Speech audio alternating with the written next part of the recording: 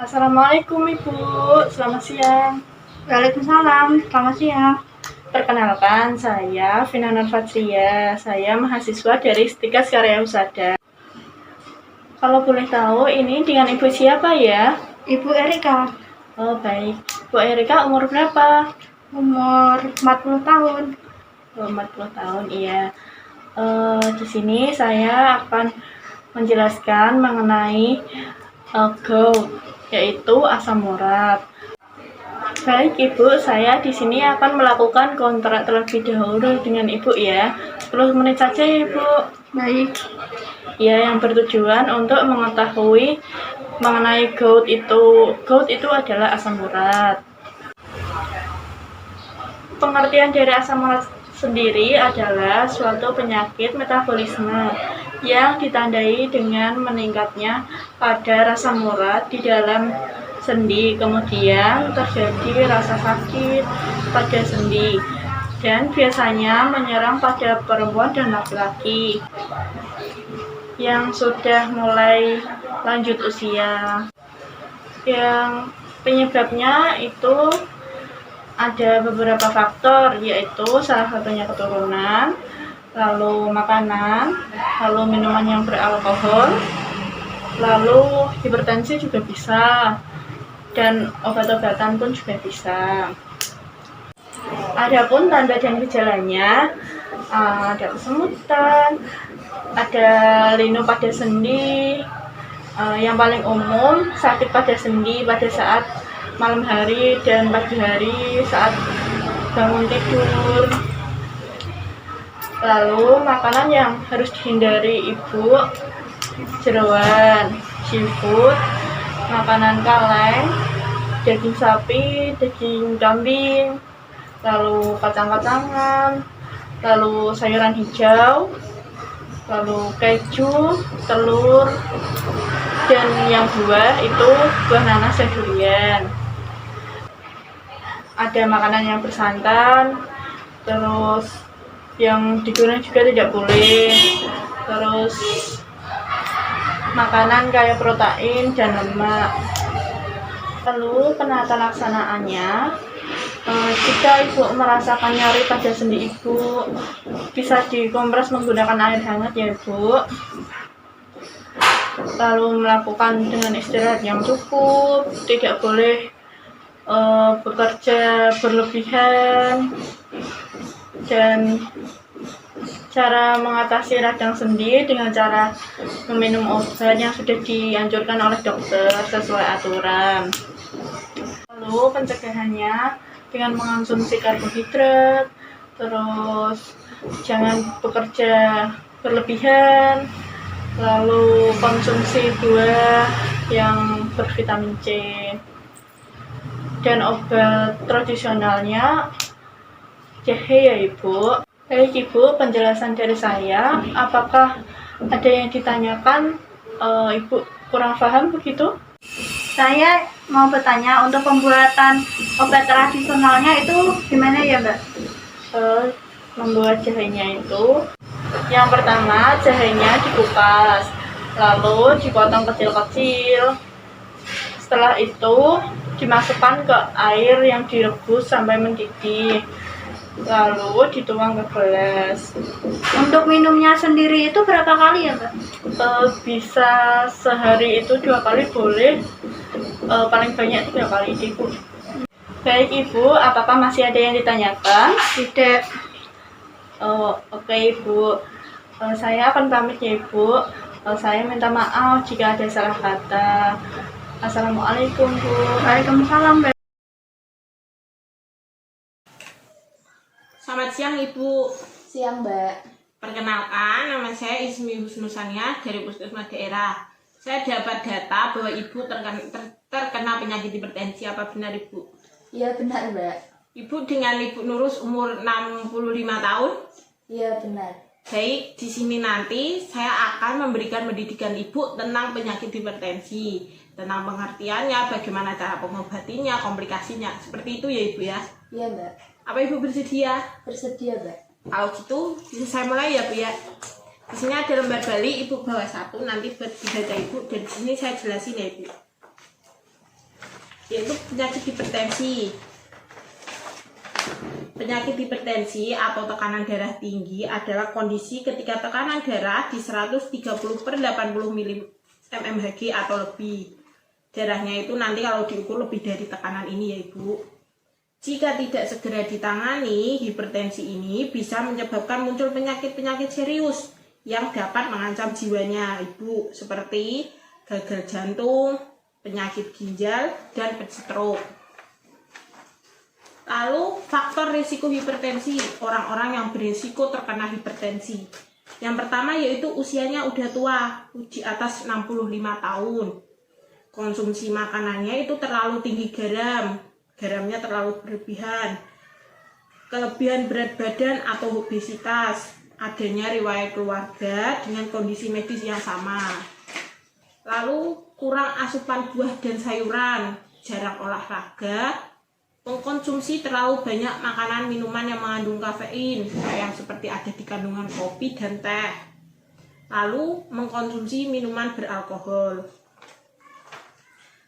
Lalu selanjutnya gejala-gejala yang timbul saat terkena hipertensi, yaitu yang pertama sakit kepala, bisa pusing, bisa sakit. Lalu yang kedua lemas, masalah penglihatan, itu penglihatannya itu biasanya kabur kayak gitu. Lalu ada nyeri di dada, sesak napas, aritmia, dan adanya darah dalam urin. Lalu gimana sih cara mengobati dan mencegah penyakit hipertensi itu sendiri? Yang pertama yaitu mengkonsumsi makanan yang sehat, yaitu seperti makanan-makanan yang mengandung 4 zat 5 sempurna. Batasi asupan garam, tidak boleh konsumsi garam yang berlebih. Lalu mengurangi konsumsi kafein yang berlebihan yang ada tadi pada di teh atau kopi. Boleh, tapi tidak boleh yang berlebihan ya. Berhenti merokok, berolahraga secara teratur, jalan-jalan pagi kayak gitu. Menjaga berat badan, mengurangi konsumsi minuman beralkohol. Lalu yang terakhir komplikasi. Komplikasi ini apabila ibu tidak segera ditangani atau diobati atau hipertensinya dibiarkan, itu dapat menyebabkan timbul penyakit lain. Seperti penyakit jantung koroner, gagal jantung, stroke, gagal ginjal kronik, dan retinopati. Itu penglihatan itu kabur nanti penglihatannya. Seperti itu Ibu, apa Ibu ada pertanyaan? Oke Mbak, itu Ya. untuk makanan tadi kan garam nggak berlebih gitu kan Mbak. Ya kalau untuk buah itu kayak semangka, melon itu boleh apa enggak Mbak? Itu biasanya malah bagus buat nurunin darahnya. Konsumsi semangka, melon, kalau ada sayur itu biasanya daun seledri, salam, seperti itu nggak apa-apa. Kalau buahnya yang paling nggak boleh itu yang mengandung gas kayak durian gitu, nggak boleh dikonsumsi. Seperti itu ya Ibu ya. Kita masuk ke tahap selanjutnya, yaitu tahap evaluasi. Ibu kan tadi saya sudah jelaskan ada beberapa penjelasan tadi. Saya coba tanya satu saja, nggak usah banyak-banyak. Tadi makanan tadi apa saja yang harus dihindari saat bentar.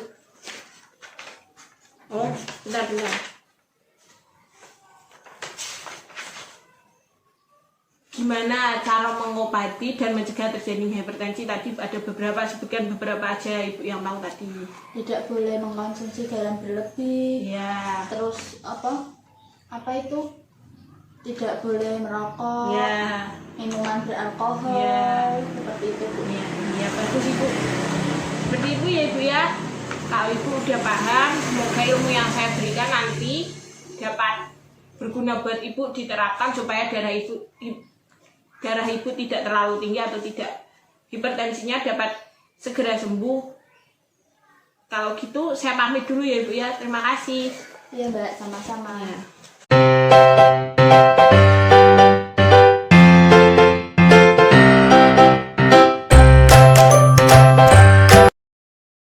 Assalamualaikum Pak. Waalaikumsalam, silahkan masuk Mbak. Ada apa ya Mbak? Sebelumnya perkenalkan Pak, nama saya Indah, mahasiswa keperawatan dari Universitas Karyawusada Semarang yang sedang praktek di puskesmas terdekat sini Pak. Saya mendapat informasi dari Ketua Kadet di RW 2 kalau di rumah ini ada anggota yang sedang mengalami gangguan kesehatan. Apakah benar, Pak? Oh, iya Mbak. Sebelumnya mohon maaf Pak mengganggu waktunya. Tapi boleh minta waktunya sebentar Pak? Iya Mbak, tidak apa-apa. Kebetulan saya juga sudah tidak bekerja, jadi tidak sibuk. Begini Pak, saya mendapat informasi dari desa, Bapak akhir-akhir ini kurang sehat ya? Apakah benar Pak? Oh, iya Mbak. Saya memang sedang tidak enak badan. Badan saya suka lemas, cepat lelah, dan luka-luka di kaki sukar hilang dan hitam. Oh begitu ya Pak.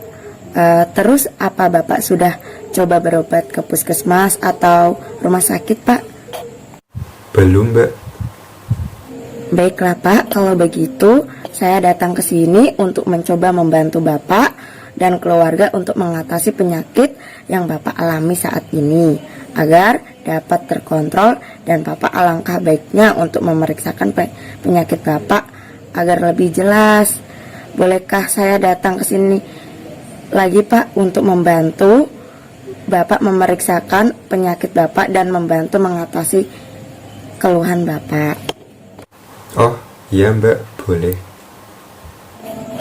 Bagaimana kalau besok lusa saya datang ke sini lagi Pak buat mengontrol kesehatan Bapak? Iya Mbak, boleh. Sebelumnya terima kasih ya. Iya Pak, sama-sama.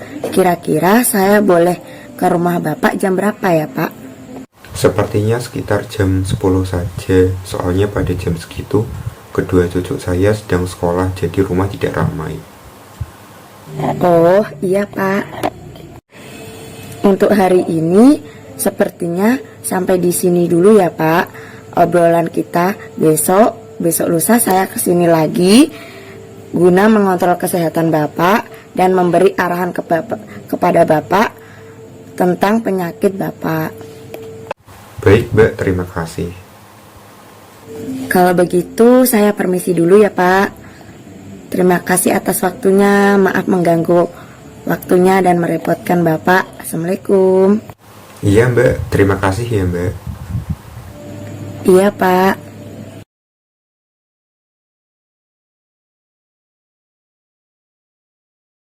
Assalamualaikum Pak, permisi. Iya, silahkan masuk Mbak. Terima kasih Pak. Bapak gimana kabarnya hari ini? Alhamdulillah saya baik. Nah, Bapak kan kemarin sudah memeriksakan kondisi Bapak ke puskesmas dan Bapak mempunyai gejala DM. Bapak sudah dijelaskan sama dokter kan? Sudah tadi, tapi saya lupa. Jadi Bapak sebelumnya tahu, tapi lupa tentang DM.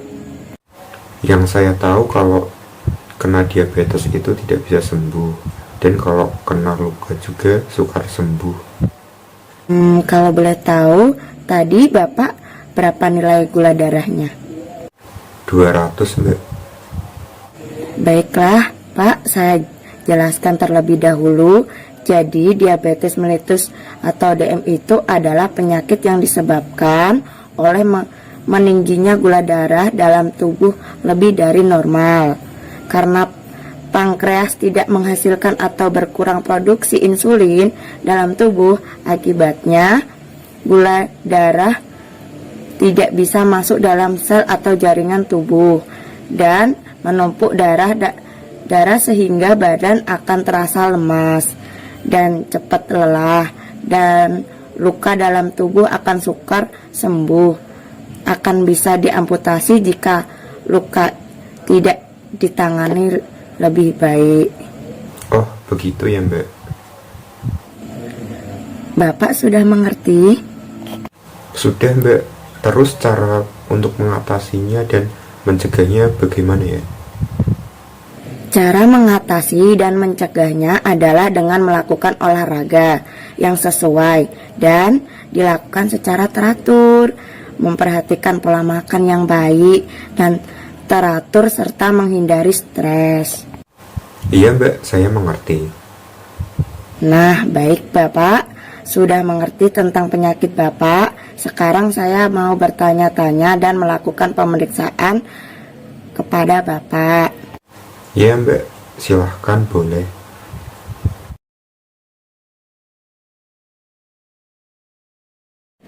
Pemeriksaan dan pengkajian sudah selesai ya Pak? Iya Mbak. Saran saya, jaga pola makannya ya Pak, dan jangan lupa sebulan sekali cek kesehatan di puskesmas terdekat guna memeriksakan kesehatan Bapak. Iya Mbak, terima kasih sarannya. Iya Pak, sama-sama. Kalau begitu saya pamit dulu ya Pak. Iya Mbak.